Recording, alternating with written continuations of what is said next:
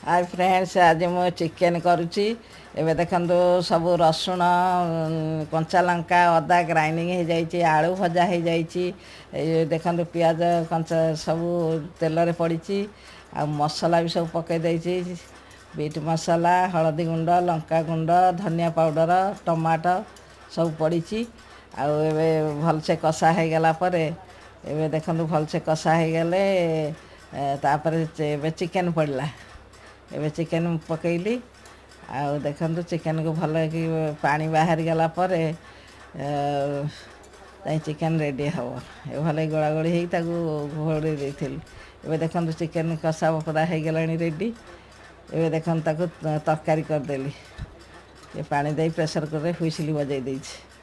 एबे देखंतु पूरा चिकेन रेडी, पूरा रेडी चिकेन यम्मी। पूरा चिकेन बहुत बढ़िया चिकेन होइछि। आ ब्लॉग टाक एंड कर।